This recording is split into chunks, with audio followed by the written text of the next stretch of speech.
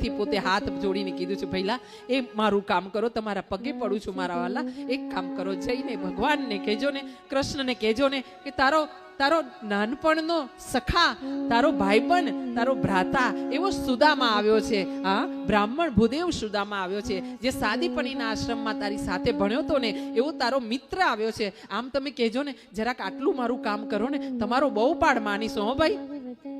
અને જ્યારે સુદામાએ આવી અરજી કરી છે ત્યારે દયા આવી છે. આ દૂતને જઈને દ્વારપાળે ભગવાનને આ સંદેશો આપ્યો છે અને કીધું છે કે પ્રભુ એક મહેમાન આવ્યા છે આપણા દ્વાર પર. કોણ છે? દ્વારપાળે કીધું છે અમે બહુ રોક્યા પ્રભુ, પણ નથી માનતા. પ્રભુ જમવાનો સમય છે એટલે ભોજનની થાળી ઉપર બેઠા છે. રૂક્ષ્મણીજી એમને વીંઝણો વીંજી રહ્યા છે.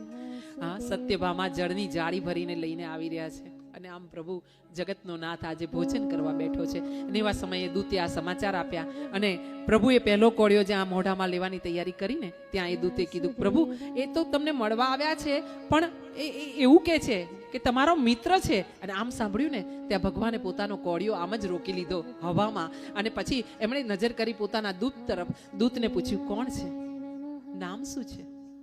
અને દૂતે કીધું છે, પ્રભુ મેં ઘણો રોક્યો, પણ એ છે ને ગરીબ બ્રાહ્મણ, એટલો વૃદ્ધ છે કે એનાથી ઊભું પણ નથી રહેવાતું, એનું શરીર એનો ભાર નથી ઝેલી શકતું, અને એવો ધ્રુજતો ભિખારી જેવો બ્રાહ્મણ છે. અને એ એવું